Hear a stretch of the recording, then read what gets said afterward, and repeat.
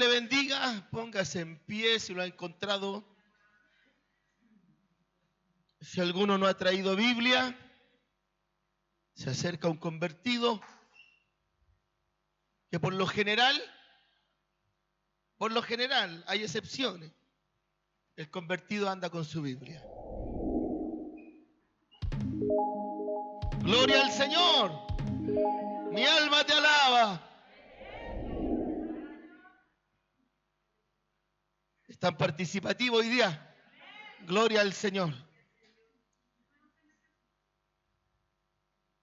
Primera de Pedro, capítulo 4. Leemos desde el primer versículo en adelante. En el nombre de nuestro Dios, que es Padre, que es Hijo y Espíritu Santo. Amén. Puesto que Cristo ha padecido por nosotros en la carne, vosotros también armaos del mismo pensamiento, pues quien ha padecido en la carne terminó con el pecado, para no vivir el tiempo que resta en la carne, conforme a las concupiscencias de los hombres, sino conforme a la voluntad de Dios. Baste ya el tiempo pasado para haber hecho lo que agrada a los gentiles, andando en lascivias, concupiscencias, embriagueces, orgías, disipación y abominables idolatrías. A esto les parece cosa extraña que vosotros no corráis con ellos en el mismo desenfreno de disolución y os ultrajan. Pero ellos darán cuenta al que está preparado para juzgar a los vivos y a los muertos. Porque por esto también ha sido predicado el Evangelio a los muertos, para que sean juzgados en carne según los hombres, pero vivan en espíritu según Dios. Amén y amén. Oramos al Señor. Padre, te doy gracias porque nos permites estar en tu casa de oración, Señor, para escudriñar tu palabra, para aprender de ella, para poder recibir este mensaje, Señor, de tu presencia. Te ruego que tú puedas abrir los corazones, las mentes, abre los oídos, Señor, que cada uno pueda recibir su porción y que esta palabra que redime, transforma, cambia, Señor, también lo haga en nuestras vidas esta tarde. Te lo imploramos, Padre, todo en el nombre que es sobre todo nombre, en el poderoso nombre de nuestro Señor Jesucristo, nuestro único y nuestro suficiente Salvador. Amén y amén. Toda la gloria es del Señor. Gloria a Dios, gloria a Dios, gloria a Dios para siempre. Dele palmas de alabanza al Señor. Dios le bendiga, Dios le bendiga, Dios le bendiga.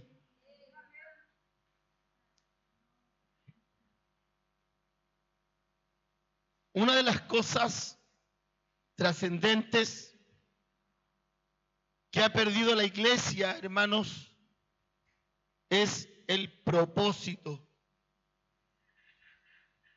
Y cuando hablo de la iglesia, no hablo de la institución o de la institucionalidad. No hablo de las iglesias en general, hablo de las personas, de quienes dicen servir al Señor. Pierden el propósito. ¿Con qué fin Dios establece la iglesia?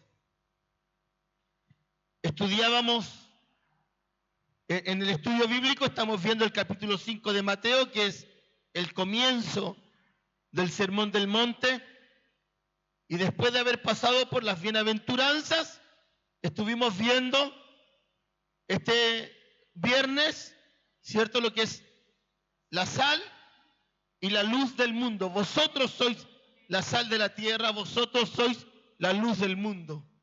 Hay un propósito de Dios con la iglesia. De lo contrario, la iglesia no tiene sentido que se forme, que active. Y el propósito de la iglesia no es ir a un paseo. Ese no es el propósito de la iglesia. El Señor establece la iglesia con un punto de inicio, con un punto intermedio y, por supuesto, el punto final. El de inicio, hermano, es pregonar el evangelio de Jesucristo. Para eso está la iglesia, no está para otra cosa. El segundo es para que el cristiano, ¿cierto?, la iglesia se establezca y mantenga, sea la piedra en el zapato en el orden mundial. ¿A qué me refiero con esto? Algunos han escuchado la frase sobre el orden mundial, el nuevo orden mundial, el próximo orden mundial. ¿Qué es lo que los países quieren establecer como norma? Y la iglesia debe ser esa piedra en el zapato. Primero, evangelizamos. Pero segundo, mostramos al mundo el error en el que están. Traemos la buena noticia de la salvación en Cristo.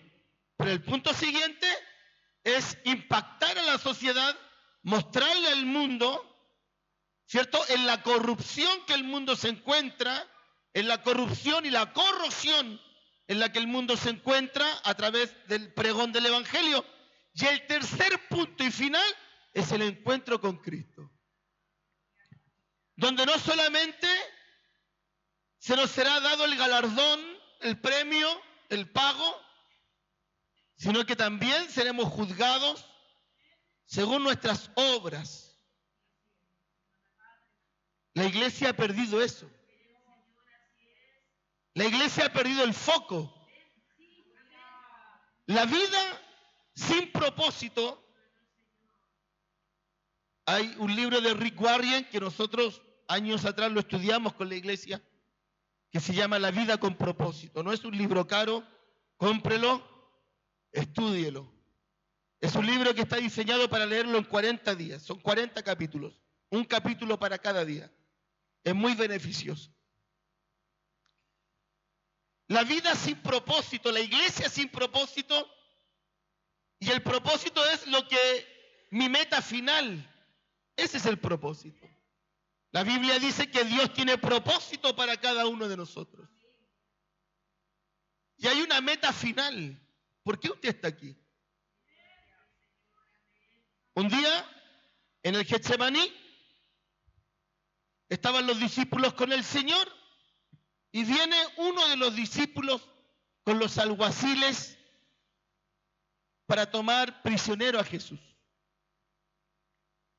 Y cuando se acerca el discípulo, antes de besarlo, porque esa era la señal, como todos se parecían y los alguaciles no querían equivocarse, a todo esto en el Getsemaní no habían focos solares, estaba todo oscuro, entonces se alumbraban con antorchas.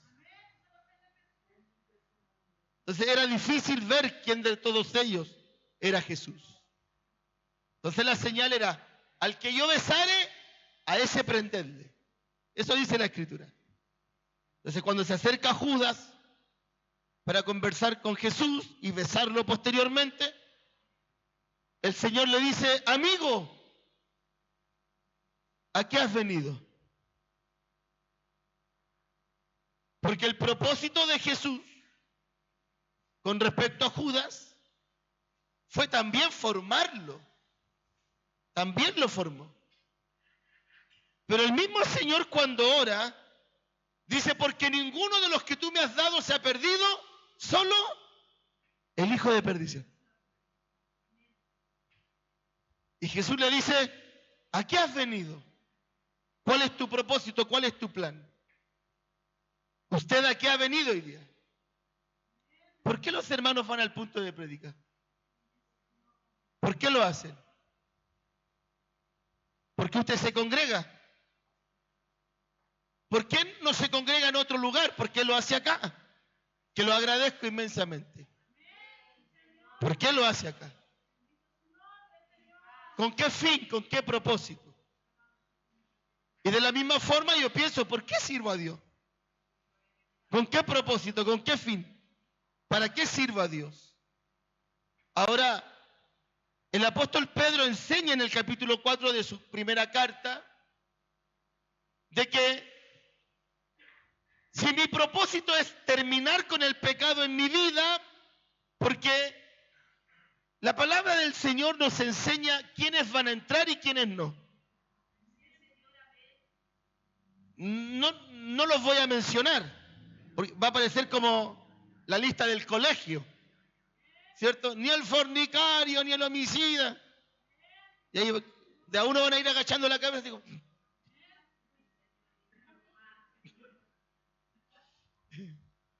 ese soy yo. Pero la palabra del Señor nos enseña quiénes entrarán y quiénes no. Doquiera que se encuentre el reino de los cielos. Doquiera que se encuentre. De repente, alguien nos vendió la idea o nos enseñó la idea de que la Nueva Jerusalén está en el abismo, en el universo.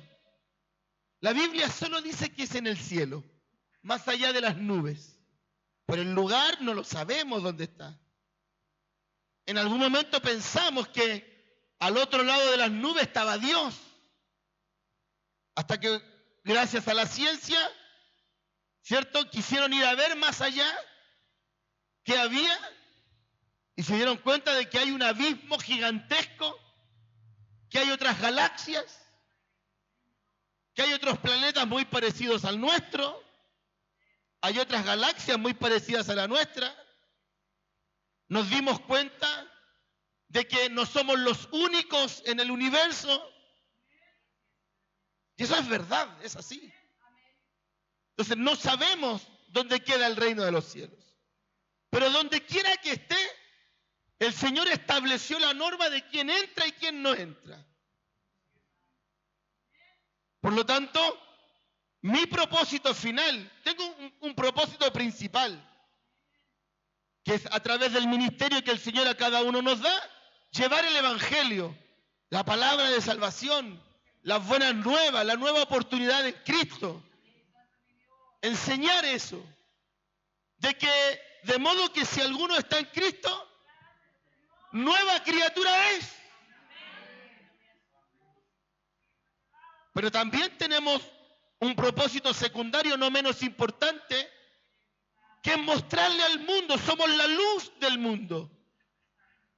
Mostrarle al mundo que está equivocado. No solamente decirle, Cristo te ama, que es una verdad maravillosa. Es una verdad maravillosa. Que el Señor tiene compasión de nuestras vidas, amén. Es una verdad maravillosa. Que podemos venir al Señor tal cual somos, amén. Es una verdad maravillosa. Todo eso es cierto. Pero el propósito secundario de la iglesia, suyo y mío, es también decir, esto no agrada a Dios. Y esto otro tampoco agrada a Dios. Ordene su vida. Ordene su vida. Decirle al mundo de esa manera no. O sea, alguno puede decir, lo hemos dicho muchas veces, no, yo sé que Diosito está conmigo. Pero nos damos cuenta de que en realidad no. Es tu percepción. Es el Dios que te creaste en la mente, un Dios imaginario a tu manera, un Dios a tu forma, un Dios que está de acuerdo con tu forma de pensar y no con la palabra de Dios. Ese es el Dios que la gente dice, Dios me ama, yo sé que Dios está conmigo, yo sé que la esperanza es lo último que se pierde, pidámosle a Diosito que haga algo. Pero no es el Dios que tú y yo conocemos. Entonces, de repente nos damos cuenta, por ejemplo, de que los islamistas también son descendientes de Abraham. Ismael, el hijo que tuvo Abraham con Agar, es el patriarca de todo el Islam. De todo el Islam. Por lo tanto, ellos adoran a Alá, que Alá en árabe solo significa Dios. Ellos adoran a Alá. Y si Alá es el Dios al cual adoraba Abraham, entonces Alá es Jehová.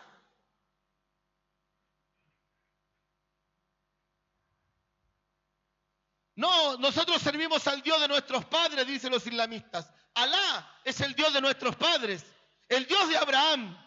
Eso según su historia. Y los judíos dicen, Jehová o Yahvé, Jehová es el Dios de Abraham, es el Dios de nuestros padres. O sea, ¿a ambos servía Abraham? No, es el mismo Dios. Pero aquí hay un detalle importante. Cuando nos damos cuenta de que los islamistas, para poder convertir a las personas al Islam, están dispuestos a obligarlos con un cuchillo en el cuello, que están dispuestos a estrellar un avión, de que Dios, su Dios, se agrada de que ellos se suiciden por el nombre de Alá, ya ahí nos vamos dando cuenta de que no es el mismo Dios. Entonces, cuando te empiezas a dar cuenta de que el Dios del vecino le permite al vecino fumar, tener un amante, y en los momentos de aflicción ellos le piden a Dios, te das cuenta que no es tu Dios. No es el Dios al que nosotros servimos. No es el Dios que le imparte el mismo orden. Entonces hay gente que cree en Dios, a su Dios, al que tiene en la mente, en su corazón, no al Dios de la Biblia. Porque el Dios de la Biblia muchas veces no está de acuerdo con lo que tú estás pensando. Muchas veces no está de acuerdo con lo que tú estás haciendo. Muchas veces no está de acuerdo con tus planes futuros. Y decir, no, si Dios me entiende, violando todo el canon, todo lo que la Biblia diga. No, ese no es el Dios de la Biblia, cuidado. Y el apóstol Pedro, hermano, dice una frase muy especial. Dice, no basta con todo el tiempo que estuvieron en el mundo. ¿No fue suficiente? Voy a intentar ser diplomático en esta parte. Con todo lo que te revolcaste en el pecado, ¿no fue suficiente como para seguir haciéndolo? ¿No fue suficiente? Lo que le pasó al pueblo de Israel, que salieron de Egipto y a mitad del camino querían volver. Muchos cristianos no les fue suficiente todos los años que estuvieron en el mundo sirviendo al diablo, revolcándose en la carne, revolcándose en el charco del pecado. No les fue suficiente porque vinieron a Cristo, el Señor los salva, los rescata, vienen al Señor, levantan la mano, glorifican al Señor, se gozan y después vuelven a cometer pecado. Y el apóstol Pedro dice esto muy especial: ¿no fue suficiente? Todo lo que viviste en el mundo no fue suficiente como para sentir ganas de volver a vivirlo. ¿No fue suficiente? Sabiendo a lo que te llevó la vida mundanal, sabiendo a lo que te llevó la vida de allá afuera, no fue suficiente, no aprendiste nada. El hermano no aprendió nada, la hermana no aprendió nada. No fue suficiente. Y dice el apóstol Pedro, animando a la iglesia a mantenerse firme en la doctrina. ¿Sabe por qué? Porque la iglesia lo único que ha hecho durante todos estos años es perder su propósito. La iglesia, alguien lo dijo de esta manera, alguna vez también yo lo dije acá, pastoreamos ovejas para el cielo, no chanchos para el infierno, ovejas para el cielo. Ese es el propósito. De que un día, hermano, tú y yo nos vamos a encontrar con el Señor. ¿Alguno lo sabía? ¿Sabía que eso puede ocurrir hoy en la tarde y nos quedamos sin paseo?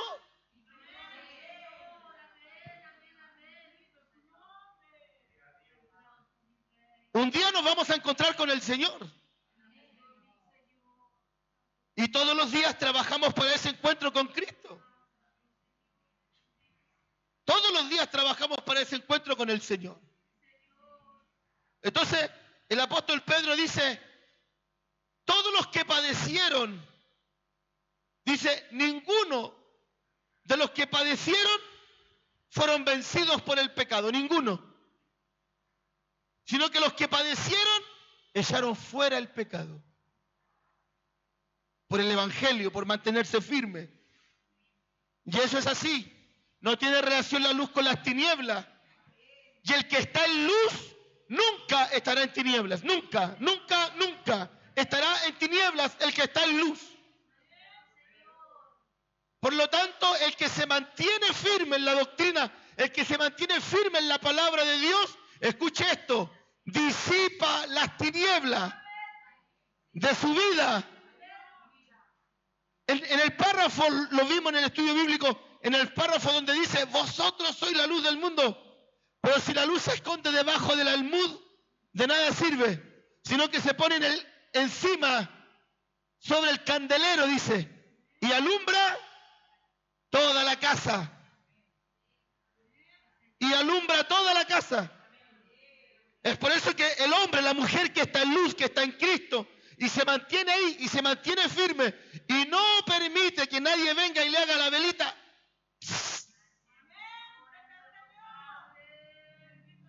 sino que se mantiene firme ahí, alumbrando, disipa las tinieblas también, no solo de su propia vida, sino que las tinieblas también de toda su casa. Por lo tanto, ninguno, dice, ninguno, el que ha padecido, todo aquel que ha padecido, ha echado fuera el pecado. Porque si hay algo que ha destruido a la iglesia, si hay algo que ha destruido tu vida y mi vida en algún momento, fue el pecado. Entonces ¿sabe cuándo los diabéticos dejan de tomar Coca-Cola? Cuando les cortaron una pata. Un pie.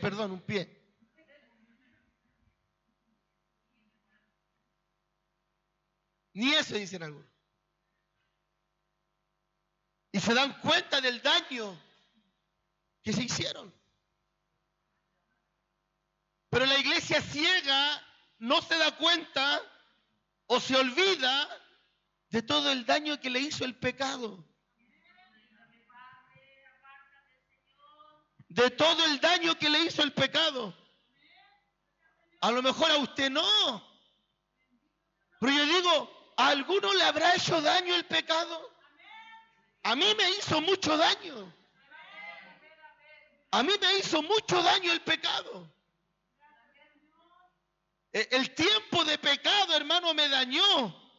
Dañó mi vida, dañó mi testimonio. Dañó mi ministerio. Por supuesto que genera mucho daño. ¿Quién va a querer volver a vivir lo mismo? Pero el resultado es el mismo.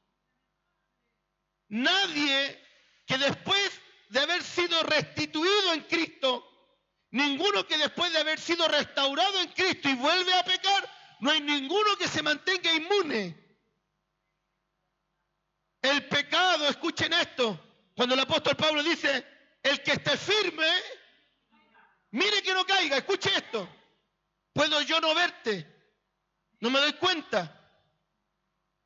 Puede que nadie de tu familia te vea. Pero escucha esto. El pecado va a vampirizar, te va a drenar la unción, te va a drenar la bendición. Por muy firme que estés en el trabajo, por muy bien que te sientas económicamente, el pecado te drena la unción, el pecado te drena la bendición. No hay vida en gloria en Cristo, no hay vida con unción, si no hay vida de consagración. Porque la vida del cristiano está sujeta al fruto. Yo puedo decir que hablo con Dios, pero si mis frutos dicen lo contrario, usted puede decir lo que quiera de usted. Que es evangelista, predicador, pastor, Batman, Robin, Superman, todo lo que usted quiera. Pero si es Superman, vuele. Si es Superman, que vuele. Y si es Elías, que haga caer fuego del cielo. Pero cuando no es, algo pasa y no lo veo, quizás ni siquiera me interesa. Pero tú sabes lo que pasa dentro de ti. Tú sabes que la comunión con Dios se ha perdido y la comunión con Dios se pierde cuando se pierde el propósito. Cuando dejas de levantarte cada mañana para un encuentro con Cristo. Escuche bien lo que he dicho. Cuando dejas de levantarte cada mañana para un encuentro con Cristo. Cuando dejas de vivir para un encuentro con Cristo. Cuando dejas de planificar para un encuentro con Cristo. Cuando dejas de hacer las cosas para un encuentro con Cristo. Porque sueños tenemos, planes tenemos. Tenemos planes próximos, planes futuros. Pero nuestro propósito final, si Cristo viene pronto, es encontrarnos con Él. Dice la palabra de Dios que en ese día seremos levantados en el aire y nuestras vidas serán transformadas en el aire. ¿Sabe para qué? Dice el apóstol Pablo así, escuche bien, dice, para que esto corruptible se vista de incorruptibilidad. Y entra ahí arriba. Entonces, y la palabra de Dios dice que todo ojo le verá.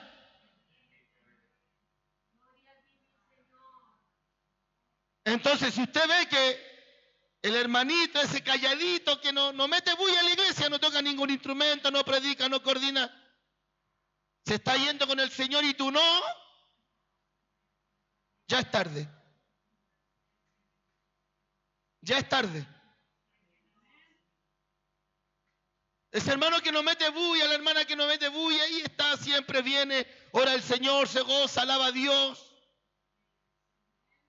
No tiene una mayor responsabilidad en la obra. Y viene el Señor y se la lleva el Señor. Y usted ahí como... Y no pasa nada. Ese día ya va a ser tarde. Porque la iglesia, cada uno de nosotros, va perdiendo el propósito.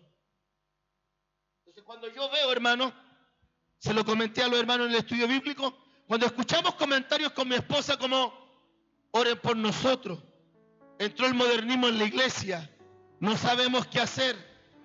En la iglesia de allá hacen esto, en la iglesia de acá hacen pijamadas cristianas. No, es que acá llegó el ministerio de la prosperidad. Es que esto acá, cuando empezamos a escuchar estos tipos de comentarios, cómo la apostasía se ha ido apoderando de la iglesia. Y en vez de conquistar el mundo está conquistando la iglesia. Cuando nos empezamos a dar cuenta de eso, ahí es donde yo me doy cuenta que la iglesia ha perdido el propósito. Un día el Señor mandó una comisión a predicar.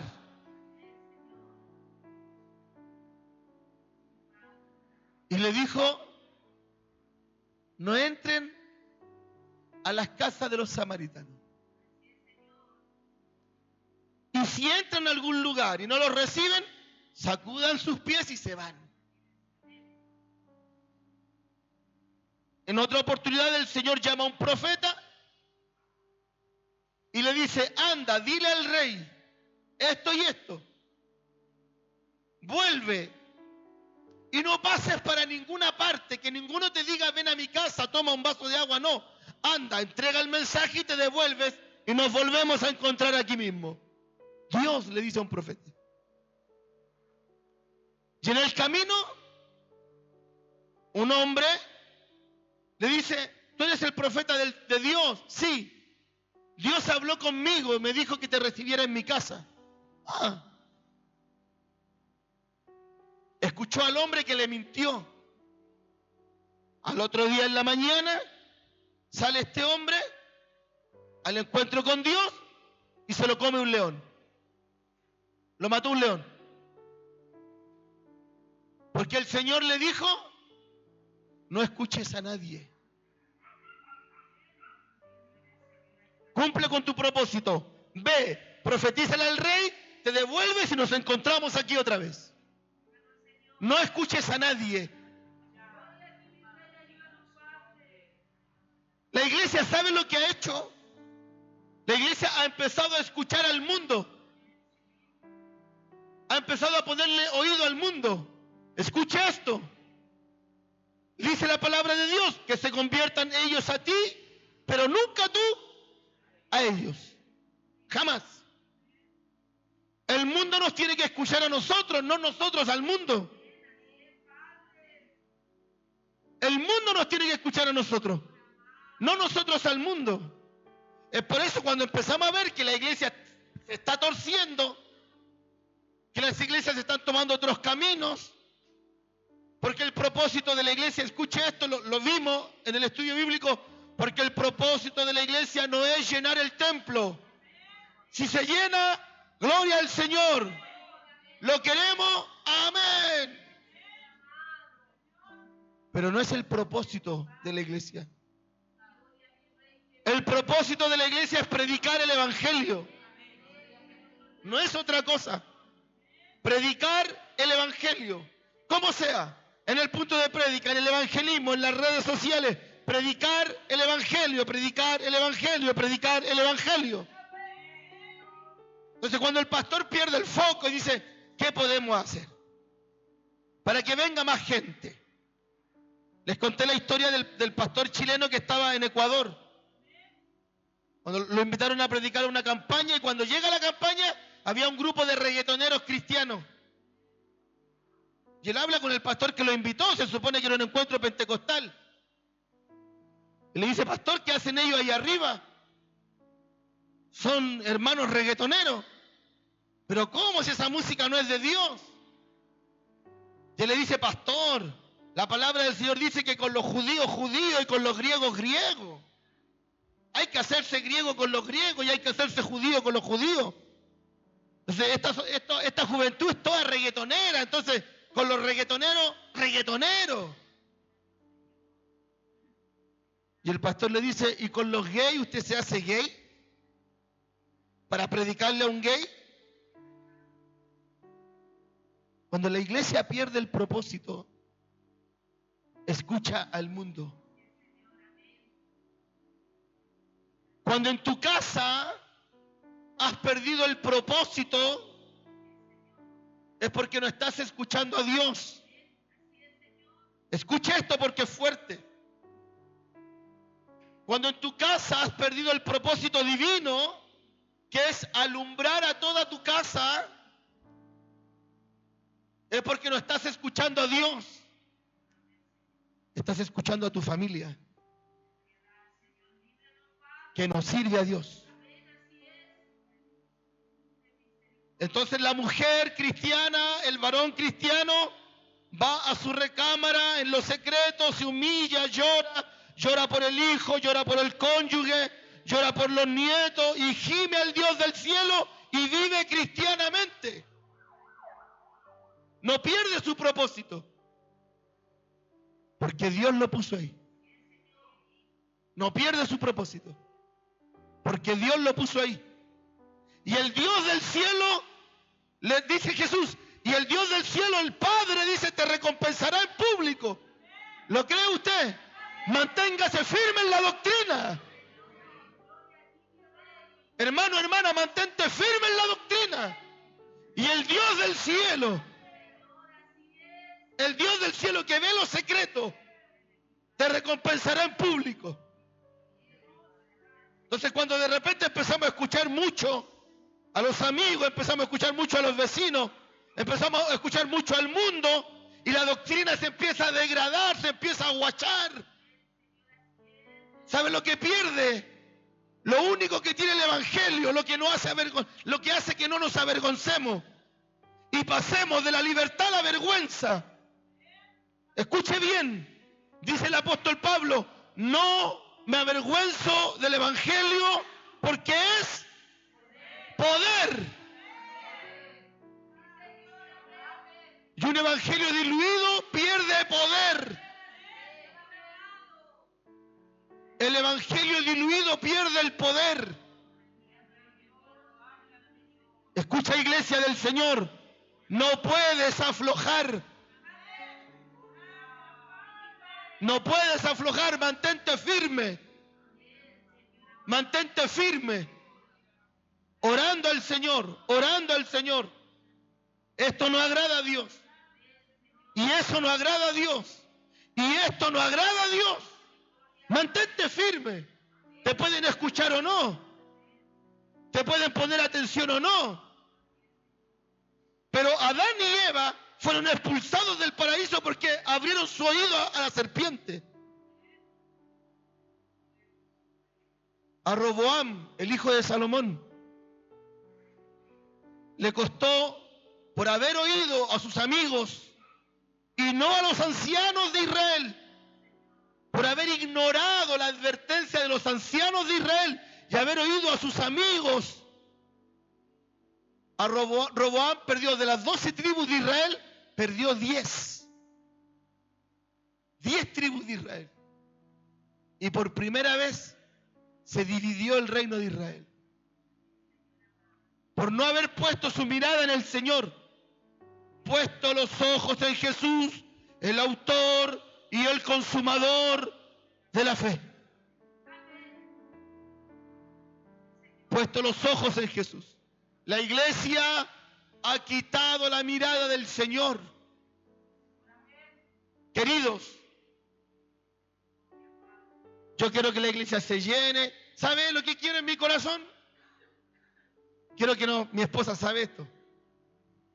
Quiero que nos vayamos a la esquina del cruce de Prieto con Baquedano. ¿No ve que ahí estaba donde estaba el Montserrat? Esa iglesia tenemos que ser nosotros. Ahí va a estar la iglesia. Le estoy hablando a mis tonteras de la cabeza mía. No estoy profetizando. Para que no haya alguno decir, mi pastor dijo de parte de Dios que ahí. No, por favor, no estoy profetizando. Le estoy contando las locuras que tengo en mi corazón. Yo digo, aquí queda bien la iglesia. Un galpón grande, con estacionamiento. Más estacionamiento al lado, porque son muchos los que van a llegar ahí. Tengo planes en mi cabeza. Pero todos esos planes son secundarios porque el plan principal es encontrarme con el Señor. Y yo tengo que rendir cuenta, hermano. ¿Sabe? Cuando la palabra del Señor dice que los hermanos se tienen que someter a los pastores, la carga que pone ahí sobre los hermanos es obedecer a los pastores. Pero la carga que pone sobre los pastores dice, obedeced a vuestros pastores porque ellos tienen cuidado de vosotros como quienes tienen que dar cuenta a Dios. Entonces los pastores dicen, ¿qué dice la Biblia? Sométanse a sus pastores, obedezcan a sus pastores, eso dice la Biblia. ¿Pero qué dice después? Porque ellos tienen cuidado de vosotros como quienes tienen que dar cuenta a Dios. Tremenda carga. Y voy a tener que estar un día ahí delante del Señor y decirle, sí, se fueron. Déjeme explicarle por qué se fueron. Y los de acá también se fueron. Ah, sí, Señor, sí se fueron. Déjeme explicarles por qué se fueron. Tengo un encuentro y una estrecha cuenta que entregarle al Señor ese día. ¿Usted no?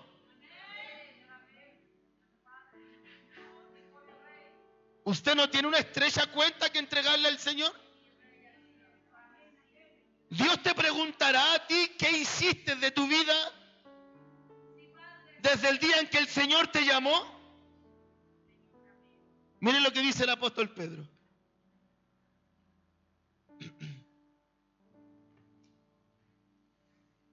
Puesto que Cristo ha padecido por nosotros en la carne, vosotros también armados del mismo pensamiento, pues quien ha padecido en la carne terminó con el pecado, para no vivir el tiempo que resta en la carne, conforme a las concupiscencias de los hombres.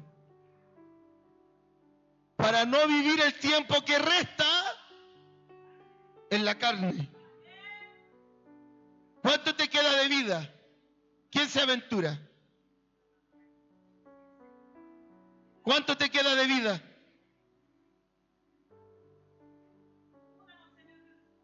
¿1, 2, 3 minutos? ¿Cuánto nos queda de vida?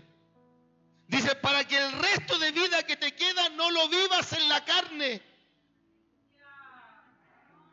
No pierdas el propósito. No pierdas el propósito. Les voy a contar este testimonio. Un varón, él se llamaba Rubén Saavedra. Fue la persona que a mí me enseñó a misionar. Un hermano muy simpático, muy buena onda. Pero este hermano tenía un problema, era demasiado carnal. Pero siempre tenía buena voluntad con los jóvenes para enseñarles esto, lo otro, un hermano con experiencia. Pero nunca abandonó la carnalidad. Y un día, en un culto común y corriente como este, se levanta un instrumento del Señor en público y le dice, Rubén Saavedra, prepárate, porque serás cortado. Entró tanto temor en el hermano, no había culto que se perdiera. Antes de irse a trabajar, pasaba por mi casa y le decía a mi papá, pastor, me voy para el trabajo, quiero que ore por mí. Y mi papá oraba por él, Señor, ayuda a este varón, protégelo. Él se iba en bicicleta para el trabajo. Entonces, cuando llegaba al trabajo, todo el trayecto, él trabajaba en Guat, camino a Lonquén. Y entonces, cuando llegaba al trabajo, se sentía en paz. El Señor me protegió en el camino, ya no me morí. Entonces, cuando se venía de vuelta, oraba en el trabajo, Señor, protégeme, voy de vuelta a la casa. Llegaba a la casa, pasaba por donde mi papá, todos los días. Desde esa vez, pastor, ya estoy de vuelta, vengo a darle gracias al Señor. Mi papá le abría la iglesia, iba a la iglesia el hermano, Señor, gracias porque me trajiste de regreso sano y salvo. Una semana, 2 semanas, un día en la madrugada llaman a mi papá y le dice, aló, ¿usted es el pastor? Sí. Mire, le hablamos, yo soy el jefe de Rubén Saavedra. Ah, sí, le dice, él acaba de fallecer de un paro cardíaco en el trabajo. Estuvo 2 semanas santificándose. 2 semanas. Y el Señor lo cortó. Quizás sabía Dios lo que iba a ocurrir después con él. Porque la palabra del Señor dice, cuando Cristo venga nos encuentra haciendo así. A mí me encantaría que el Señor viniera el día domingo a las 8 cuando estamos cantando coro.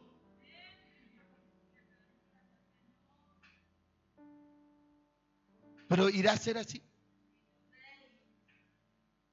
Los pastores, los predicadores siempre decimos, si un día viene el ángel de la muerte por mí, que sea predicando la palabra. Que estemos así, hermano, Dios te bendiga. Imagínense lo traumante para la congregación. No, mi pastor murió predicando la palabra. ¿Pero irá a ser así? Dice, cuando Cristo venga, ¿hallará fe en la tierra? ¿Habrá alguno convertido cuando Cristo venga, así como va la iglesia? Así como va la iglesia, ¿habrá uno convertido cuando Cristo venga? Pero siempre va a haber un remanente firme en la palabra, que no pierde el propósito, que está aquí, ¿sabe para qué? Para predicar la palabra, llevar la buena noticia, la palabra de salvación, que está aquí para decirle al mundo que está equivocado, para que se termine su corrosión espiritual, pero que principalmente quiere encontrarse con el Señor. Cuando veo la iglesia modernizada, cuando veo la iglesia que empiezan a hacer estupideces en la iglesia, cosas que no son espirituales, yo digo, ese pastor está pensando en encontrarse con Dios. Esa iglesia que está ahí, ¿está pensando en encontrarse con Dios? Esa gente que le da lugar a la carne dentro de la iglesia, ¿está pensando en encontrarse con Dios? Los días que te restan, dice el apóstol Pedro, para que no los vivas en la carne. Para que no los vivas en la carne, porque yo no sé, tú no sabes si mañana nos vamos con el Señor. ¿Y cuenta voy a rendir como pastor? ¿Cuenta voy a rendir como esposo? ¿Cuenta voy a rendir como padre? ¿Voy a rendir cuenta como vecino? ¿Piensas que no va a ser así? ¿Sabe? Hay pastores antiguos, chilenos, reconocidos, que están negando el arrebatamiento, que están diciendo que no va a haber arrebatamiento. No, el arrebatamiento, la verdad es que está exacerbado. No, es que no es lo que quiere. Sí, hermano, va a haber arrebatamiento. La iglesia va a ser levantada en el aire y va a ir al encuentro con su Señor. Nos vamos a encontrar con Cristo. Y Él pagará, dice la Biblia, Él pagará a cada uno según sea su obra. Pagará a cada uno según lo que haya hecho. Cristo viene y tenemos un encuentro con Él. Nos vamos a encontrar con el Señor. Joven, señorita, nos vamos a encontrar con el Señor. Y usted va a rendir cuenta por su vida de lo que hizo en Cristo y de lo que no quiso hacer en Cristo. Los que tenemos responsabilidad en la obra, ¿cuánto más? De lo que el Señor nos mandó a hacer y lo que dijimos que no íbamos a hacer. ¿Cuánto más? ¿Cuánto más? Porque el Señor viene. Porque el Señor viene. Y yo me voy a encontrar con el Señor. Para mí ya fue suficiente lo que viví en el mundo. Lo poco y nada que viví en el mundo para mí fue suficiente para darme cuenta que el pecado destruye la vida del hombre. Hermano, ¿fue suficiente para ti? ¿Fue suficiente para ti tu vida mundanal? ¿O quieres probar otro poco? Dice el apóstol Pedro, no, de ninguna manera. Quien padeció echó fuera el pecado. Y por supuesto que no es fácil vivir fundamentalmente, por supuesto que no es fácil tener una vida cristiana radical en un mundo, y hablo de las iglesias, en un mundo que está pero completamente corrompido, una iglesia que está pero completamente corrompida, una iglesia evangélica que está completamente prostituida al mundo y prostituida al gobierno. Completamente. Pero todavía hay algunos, dice el Señor, que no han doblado sus rodillas a los Baales y se han mantenido firmes en la doctrina. Porque el Señor Jesús lo dijo de esta manera: porque sé de dónde vengo y sé. ¿Sabes para dónde vas? ¿Lo tienes claro? ¿Sabes para dónde vas? ¿Lo tienes claro? Yo lo tengo súper claro. Yo lo tengo súper claro. Yo voy a un encuentro con Cristo. Yo voy a un encuentro con Cristo. Usted va a un encuentro con Cristo. Yo voy a un encuentro con Cristo. La iglesia se ha desviado, no lo podemos negar. No vamos a tapar el sol con un dedo. El evangelio en Chile está completamente corrompido, desvanecido, ya no tiene poder. Pero no todos. Pero no todos. Todavía hay iglesias que no han doblado sus rodillas a los Baales. Todavía hay iglesias que sirven fielmente al Dios del cielo. Y ajustan su vida, su doctrina a la palabra de Dios. Y ajustan su vida y su doctrina a la palabra de Dios. Sirva al Señor. Sirva al Señor. Sirva al Señor. Sirva al Señor. Un día usted se va a encontrar con su Señor.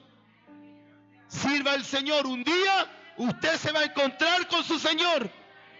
Mantente firme en la libertad con la que Cristo nos hizo libres. Mantente firme en la libertad que Cristo te hizo libre. Dios te bendiga, iglesia. Que Dios te bendiga, iglesia. Ponte en pie, hermano, un momento. Por favor, acompáñame a orar solo un momento.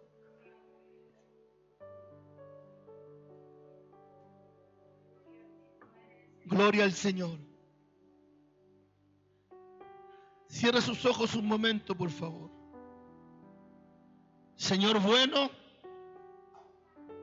indiscutiblemente, a veces queremos ceder. La familia se levanta, la sociedad se levanta contra la iglesia. Dicen que estamos locos, dicen que somos fanáticos.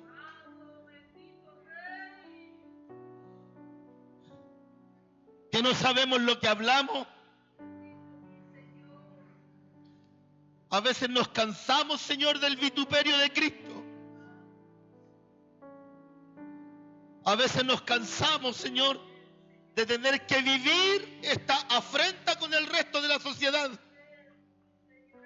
Porque de allí fuimos quitados. De allí fuimos sacados. Dijo un día el salmista: cuando veo la prosperidad del impío, quiero ir detrás de sus pasos. Cuando veo la prosperidad del impío, quiero ir detrás de sus pasos. Pero cuando entro a tus atrios de alabanza, recuerdo el final de ellos. Pero cuando entro a alabarte, me acuerdo que nos vamos para el mismo lugar.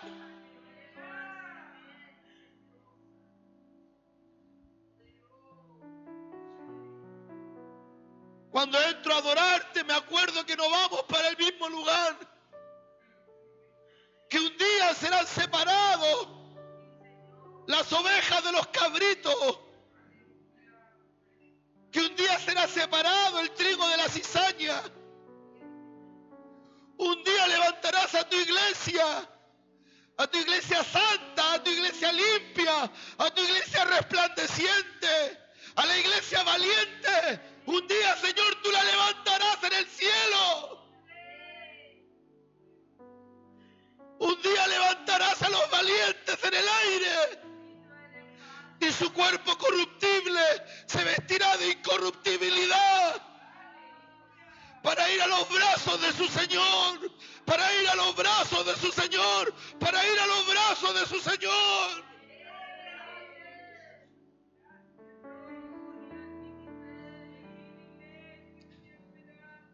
Aumentanos la fe. Aumentanos la fe, aumentanos la fe. Aumentanos la fe. Dios del cielo, aumentanos la fe. Porque a veces flaqueamos. Porque a veces se hace difícil. Pero un día quiero verte, Señor, y quiero abrazarte. Un día quiero verte y quiero abrazarte. Quiero decirte que hice mi mayor esfuerzo. Quiero decirte que hice todo lo que pude. Quiero decirte que mis fuerzas no dieron más. Señor, bueno, ayúdanos. Danos sabiduría para enfrentarnos a la mundanalidad de la casa. Danos sabiduría, fuerza para enfrentarnos a la mundanalidad de la sociedad. A la mundanalidad que ha entrado a las mismas iglesias. Un día nos vamos a encontrar, Señor. Vamos al encuentro con Cristo. Vamos a un encuentro con Cristo. Que los días que nos restan, no sabemos cuántos son. Que los días que nos restan, mi Señor, no los vivamos para la carne ni para el mundo, sino que los podamos vivir para ti. Tuya es la gloria, tuya es la alabanza, el imperio, por los siglos de los siglos. Amén, amén y amén. Le damos toda la gloria al Señor. Gloria a Dios, gloria a Dios. Gloria a Dios para siempre. Dele palmas de alabanza al Señor. Dios le bendiga, Dios le bendiga.